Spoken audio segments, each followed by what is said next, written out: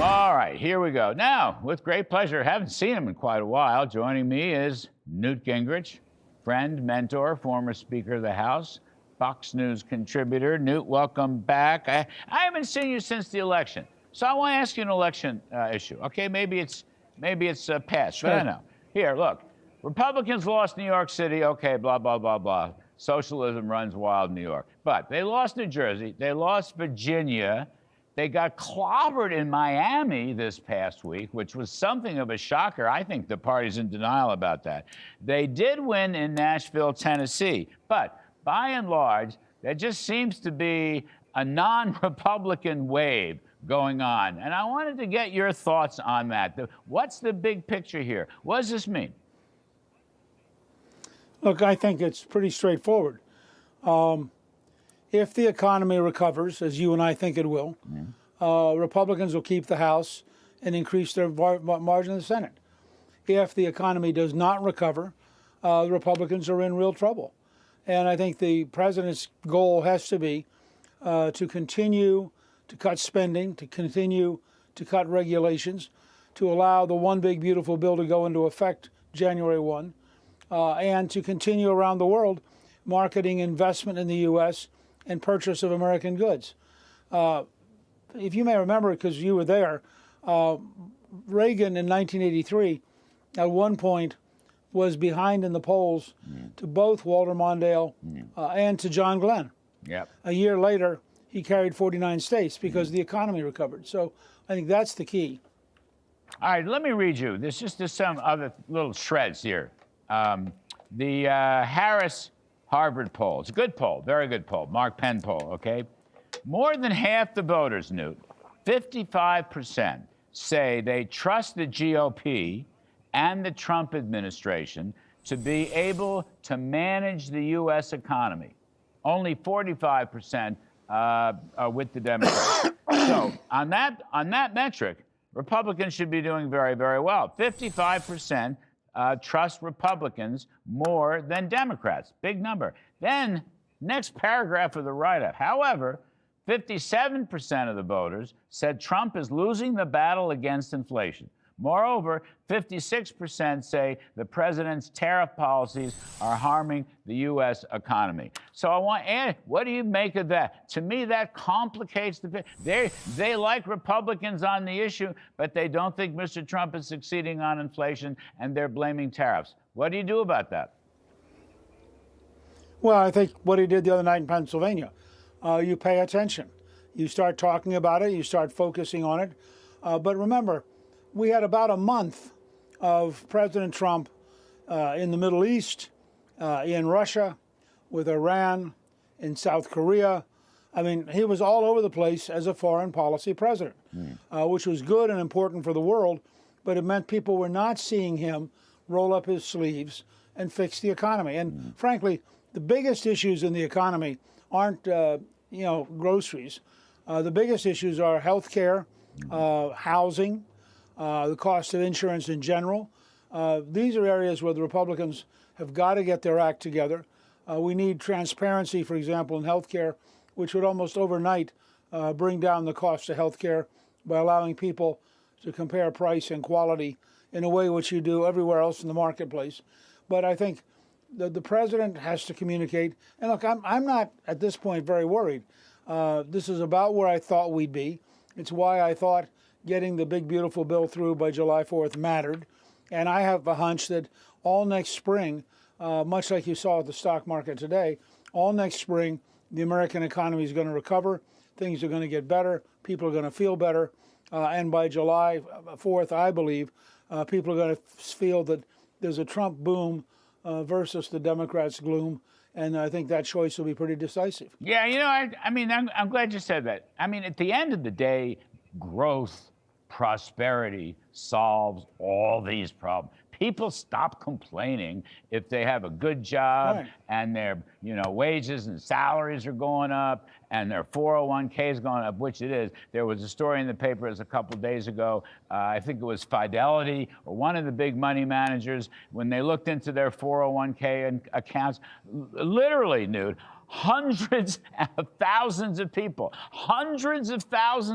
have become millionaires because of the stock market. And a lot of this has been during the, I don't know what it's up. It's up, I think the Dow's up, or S&P is up 40% from the lows in April during this year. So it's terrific. I mean, I think growth is important. Here's my point. You need to advertise it. All right, supply side tax cuts. I don't think people know what's in the big, beautiful bill. Deregulation. Look at oil. Look at what oil's doing, Newt. West Texas, okay, $57. Oil permeates the economy. We're going to talk about that in the economic segment later on. But I mean, gasoline prices below $3 across the country. It's just like we need Trump to talk about this. We need his lieutenants and his senior staff, but only he can do it in the way that only Reagan could do it. You know what I mean? These are the two greatest communicators of our time, maybe the whole century. I don't know. You see what I'm saying? They need to communicate it. Look, I was very encouraged that he went to Pennsylvania and he gave a speech largely on the economy. I thought that was the beginning. Susie Wiles has said he's going to spend a lot more time communicating. And I think if he does it right, by the State of the Union, the country will begin to realize, for example, this last quarter, as you know, wages went up faster than inflation. Yes. Now that's when you begin to get the right kind of momentum, as Reagan did. And I'm told that in January, people are going to be startled by how big the refunds are and how much money is coming into the economy because of the big, beautiful bill. Could be a couple $1,000s per family. That much. It could be. We don't know exactly, but it could be. It's in that ballpark. All right, let me shift gears again, Newt Gingrich. I love these deportation numbers, and I particularly love the self-deportation numbers, because Joe Biden's always saying, I need legislation. No, you didn't. You needed a president who would say so, and Trump sneezes, and the whole game's over, okay? Nobody's coming in, no more illegals. We're getting almost 2 million self-deportation, Newt. I just love that story, and it was a nugget in the paper today. I mean, I think the administration should be talking about that a lot, because I think it's very popular. And by the way, it cut costs too. Well, look, I think it's important. I think that's part of any health bill has to be a reform, that we're not going to have the taxpayers pay for health care for illegal immigrants. But in addition, as you pointed out, I think this is a situation where we have to be very, very committed. We are for legal immigration, which really strengthens the country. Yes. And we are opposed to illegal immigration, which undermines and weakens the country. Yes. Well, I think that's exactly right. Newt, one last question. We're all talking about health care, affordability, health care, a lot of health care plans. I don't know whether this ever gets sorted out or not. But people are worried. I think you wrote this in a column. People are worried about all kinds of insurance. The insurance people are taking us to the cleaners in healthcare. But you know what? You've got auto insurance, you've got home, real insurance in general. I don't know if anybody's looked at this. Maybe we'll have to put a sharp eye and a microscope over it. Insurance in general is killing people. Why? It's like this sector of the economy is getting away with murder. Well, look, I think we need to have a thorough look at the insurance system in general. But on health care, when a family of four on average is paying $23,000 a year, there's something profoundly wrong. It's buying a small car in health insurance. And by the way, the easiest single reform in the COVID insurance subsidies would be to require that a person get the money, not the insurance company. Right. Half the people last time did not know that they were covered, and the money was going to the insurance company, not to the citizen. Yeah, and I think the HSAs are very good.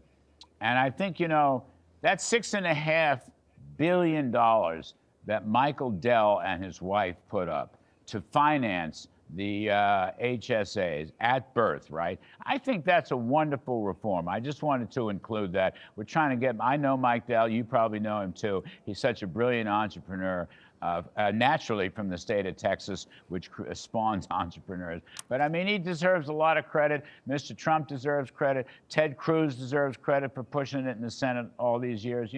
That's a very cool thing, HSAs. I don't know if it can pass, but I think it should pass. It should. And of course, in the case of the Dells, it's their own money.